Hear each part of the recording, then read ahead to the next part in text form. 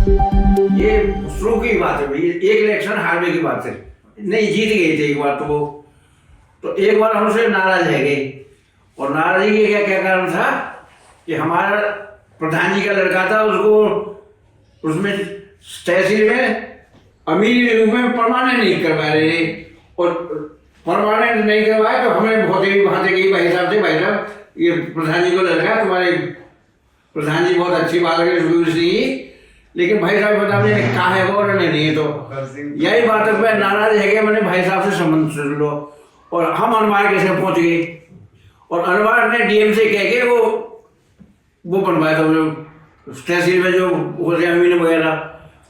तो एक साल हम अनवार साहब के पक्ष में रहे। तो उस इलेक्शन में भाई साहब को लेने के देने पड़ गए, लेकिन भाग्य से 1500 से वोट जीत गए। लेकिन हमने सोचा भाई घर में घटियाई कर वो ठीक ना है। और भाई साहब भी उस समय समझ गए।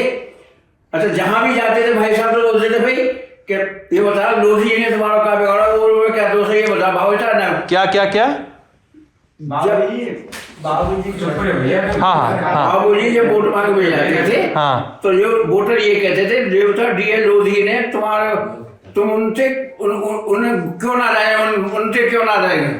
वो कोई उत्तर नहीं दे पाते थे बाबूजी इस बात का कि भाई इसलिए नाराज है वो।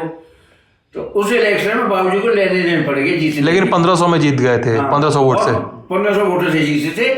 फिर हमने कहा भाई घर में घटियाई ना हो तो फिर हम बाबूजी के लड़े, बाबूजी का बनाया तुम्हारा विरोध करेंगे हम, क्योंकि हम राजनीति में जाएंगे ना, इसलिए। तो आप भाई साहब कहते थे कि बाबूजी कहते थे? बाबूजी और भाई साहब भी दोनों सब कहते थे। अच्छा। और आपकी पत्नी को देखने शादी के पहले कौन गया था? जी बाबूजी गए थे। अच्छा, कौन कौन गया था? आपके रिश्ते में कैसे आते हैं कल्याण सिंह जी? हमारे बड़े ताऊ थे, उनके लड़का है वो, हम एक ही परिवार के हैं। अच्छा, सगे बड़े ताऊ हैं आपके? उनके लड़के थे वो? जी, वो अकेले थे। तो क्या था वो किस्सा आपकी पत्नी को जब देखने गए थे वो? और पत्नी को देखने गए तो पत्नी हमारी थोड़ी सी सामरी थी। तो उन्होंने कहा भैया बड़े बूढ़े आदमी के सामने मेरी ना चली। और उन्होंने जा तक है नहीं पोट के सटोरे को बड़ा देते को, और काली पत्नी को पसंद कर आए। लेकिन हम पे आपको कोई असर ना है भैया। हमने तो ये बात सोच रही, marriage are decided in heaven. जब काली पत्नी के साथ हमारी शादी हो रही है तो उसको कोई टाल नहीं सकता है। और हुआ, और शादी उन्हीं के साथ हुई। और हमारी पत्नी इतनी सौभाग्यवती हुई कि जिस दिन से वो उस घर में आई है, उस दिन से हम पे लक्ष्मी ऐसे आएगी जैसे बहुत एक के बाद कोई कमी नहीं रही। काला गोरा होता क्या है? कुछ तो नहीं होता कुछ नहीं, वो तो है। चुनाव हारे थे जब चुनाव हारे, हाँ, तब बाबूजी चुनाव हारे तो समझ लो कि हमने इतनी गरीबी के दिन देखे। एक इलेक्शन के बाद बाबूजी हार गए ना। बाबूजी बहुत टॉप के ईमानदार है शुरू से। तो एक दिन हमारे बाबूजी खाना खा रहे भैया, बाबूजी के घर में वहाँ उधर है उनका घर, कोठी उधर है। उनकी हमारी पत्नी, उनकी बाबूजी की पत्नी रहते हैं अकेली पर बेचारी। तो एक दिन हम भैया हमारे पास सब्जी को पैसा ना आए तो बाबूजी और मैं गुड़ से रोटी खाए रहे, बस गुड़ से। आप और बाबूजी दोनों लोग? दोनों में और वो। अच्छा, वो मेरे बिना रहते ही नहीं थे। आपको किस नाम से बुलाते थे? जी, आपको किस नाम से बुलाते थे? धर्म, बस धर्म। और पूरा नाम क्या है आपका? डीएल लोधी नाम है, धर्म सिंह लोधी। आपका नाम डीएस लोधी है। अच्छा, इसमें भी उन्होंने मैंने लोधी क्यों लगाया हो? मैंने बाबूजी मैंने लोधी इसलिए लगाया कि काऊ को पूछ भी जरूरत है कि गोरे आदमी तो कहेंगे कि ब्राह्मण है, कि गोए क्योंकि लोधी में गोरे कहाँ से बोलते हैं। तो मैंने कि कोई जाति बात पूछेगा मुझे तो मैं तो लोधी पहले से अपना नाम बताया था, मेरे को लोधी हूँ मैं। इसका भी मुझे बहुत असर हुआ। आज अतरौली क्षेत्र में आप कहीं भी चले जाइए, केवल धर्म से लोधी नाम ले लो तो आपको 10-20 बालक पढ़े हुए के बालक आदर से देखेंगे। आप पूरे क्षेत्र में कहीं भी चले जाए मेरा नाम लेकर के बस। तो भैया बाबूजी ने जो कही चाहिए कि भैया तेरे पीछे कोई फुसफुस ना कर, तो मेरे पीछे मैंने सही काम करें तो फुसफुस होते लिए राजनीति में मत जाना तू। अच्छा, आप इतने लोग पॉलिटिक्स में उनके यहाँ से गए, हाँ, आप क्यों नहीं गए? उन्होंने कहा ना, हाँ बोलिए बोलिए। उन्होंने ये कहा कि राजनीति ऐसी वेश्या है कि यहाँ में तुम कितने लोगों को कहते हो तो उन लोग नहीं मानेंगे। किसने कहा था ये? बाबूजी ने कहा था राजनीति ऐसी वेश्या है, वेश्या है कि इसमें तुम कितने काम करते हो तुमसे लोग खुश ना होंगे। ये कल्याण सिंह जी ने कहा था? हाँ कहा था, इसलिए मैंने राजनीति नहीं ज्वाइन की भैया। अच्छा, फिर आप टीचर बन गए? हाँ टीचर बन गया मैं, टीचर। क्या किस क्लास को पढ़ाते थे? मैं भैया वैसे तो मैं इंग्लिश किया था मैंने, और अपने ये केजी में इंटर कॉलेज में भाई साहब पढ़े यहीं जहाँ अमित साहब की मीटिंग है ना, आज मीटिंग हुई है ना उनकी भाई, उसी केजी में मैं पढ़ा, वहीं पर मैं टीचर हो गया। तो 22-33-36 साल तक मैंने केजी में पढ़ाया, रिटायर हो गया।